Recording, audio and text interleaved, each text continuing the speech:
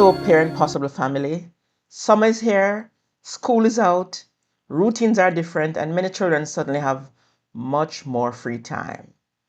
And for many of you, that means one thing: more time on the phone, more video games, more YouTube, more arguments when it is time to switch the screen off. Perhaps you've already found yourself saying, "You have been on the phone all day. Put down the tablet. One more game and I'm taking it away." Or perhaps you have threatened to remove the device completely, only to give it back later. If that sounds familiar, you're not alone. Screen time can become one of the biggest sources of conflict between parents and children during the summer. But the solution is not to spend every day shouting, threatening, and confiscating devices. What your family needs is not a daily battle. What your family needs is a clear agreement.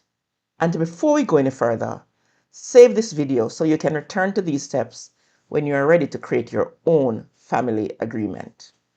So today, I want to help you create a simple summer screen time agreement that reduces conflict, that builds responsibility, and protects the relationship between you and your child. And stay with me, because later in the video, I will share one important question every parent should ask before setting a screen time limit. So let us first understand why the conflict keeps happening. Many families are trying to manage screen time one moment at a time. The child picks up the device, you become concerned, you tell the child to put it down, the child asks for 5 minutes, sounds familiar? You become frustrated, and the child becomes offensive. And suddenly, a simple issue about a device becomes an argument about attitude, about obedience and respect. The problem is that the decision is being made in the middle of the moment. Your child is already watching the program. They're already playing the game. They're already talking to their friends. And so when you suddenly say turn it off, it feels to them as though something is being taken away. That doesn't mean that your child should be allowed unlimited screen time. It means that expectations need to be discussed before the screen is switched on.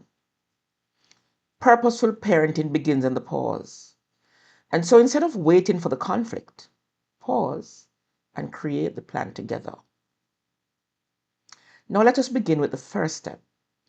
We actually have 5 of them. Having a family conversation. That's the first step.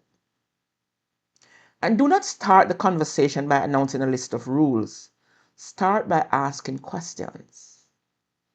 So for example, you could say, "We have more free time during the summer, and I have noticed that we are spending more time on our devices.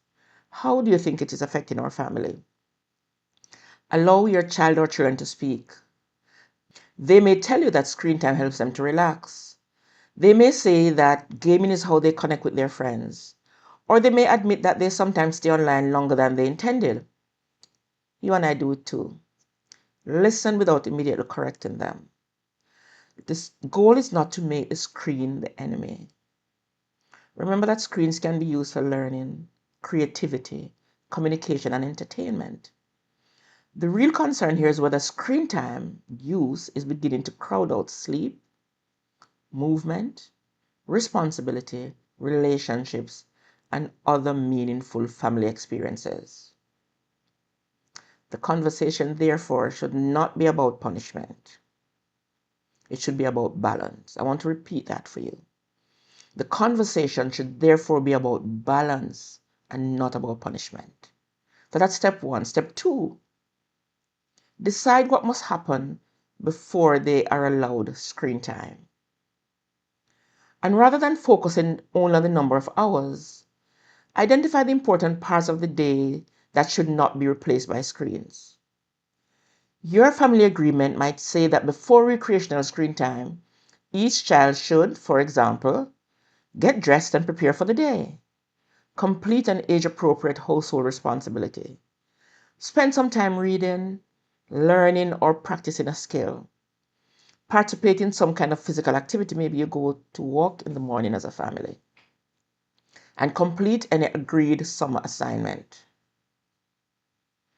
This does not mean that children have to earn every minute of rest. Remember that children need downtime too. But summer should not become a period in which they wake up, reach for a device, and remain there for most of the day. First, we take care of ourselves. We take care of our responsibility and our relationships. Then we agree to enjoy our screens. At least that's a message that you want to convey. Step 3, establish clear screen time windows. Stop spending so much time on your phone. It's too vague. Children need to know what is expected. Even adults need to know what is expected. Depending on your child's age and your family's circumstances, you may agree that recreational time is allowed during certain periods, such as after morning responsibilities are completed, and for a set period during the afternoon or after dinner, but not immediately before bedtime. Your agreement could also identify screen-free times and spaces. Meals may be screen-free. Family worship may be screen-free. Bedrooms may be device-free at night. And family outings may include periods when everyone puts the phone away. And this should not apply only to children. You as parents must also examine your own habits. It is very difficult to tell a child to put the phone away while we are constantly checking messages, scrolling, or responding to notifications. As a parent, you do not have to be perfect, but you must be willing to model the behavior you want your children to develop. So what is step 4? Agree on what happens when that screen time is finished. One of the biggest sources of conflict is the transition away from the screen. Give them some warning before the time ends, right? You know how seductive the screen is. So you can tell them you have 15 minutes left. Or if you're not going to be available to do it, let them set an alarm so they know when the time is coming to an end. Or you have 5 minutes left. Please finish what you're doing. For younger children, again, a timer or an alarm may help. And for older children and teenagers, agree in advance on how they will manage the ending of a game, of a video, or a conversation. The expectations should be very clear. And when that agreed time is finished, the device is put away without an argument. Now, if the child repeatedly ignores the agreement, the consequences should also be known in advance. Perhaps the next screen time period becomes shorter, or perhaps recreational access is paused until responsibilities are completed. The consequence should be connected to the behavior, calmly applied and consistent. Avoid creating consequences in anger. Remember now, the purpose is not to make the child suffer. The purpose is to help the child learn self-management. So our final step, step 5, give your children and yourself something to move towards. Sometimes we tell children to get off the screen, but we give them nothing meaningful to do instead. We say, go find something to do. That's in what we say in Jamaica. But we say, go and find something to do. But many children have become so accustomed to digital entertainment that they need help rediscovering other possibilities. So work with them and create a simple summer activity list. It could include things like going outside, reading, cooking, drawing, some other kind of art form, visiting relatives, playing a board game, learning a new skill that's very important, helping with a family project, doing something kind for another person, spending time with friends in a safe environment. It's always good to have children do things outside of themselves, do things with other people. So doing something kind for another person is key here. The goal is not for you to entertain them every minute. Boredom is not an emergency. But children may need some support to build the creativity, initiative, and patience required to move from digital stimulation to other activities. And so the question that you should ask before deciding on your child's screen time limit is, what is screen time replacing in my child's life? Is it replacing sleep, exercise, reading, responsibilities?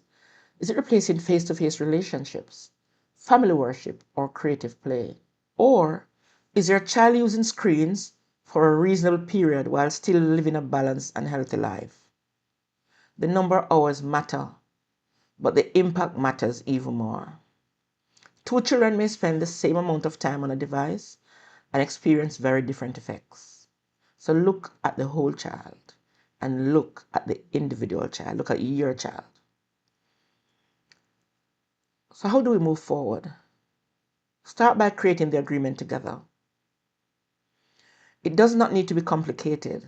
It could answer 5 simple questions. When can screens be used? What responsibilities come first? What times and places are screen-free?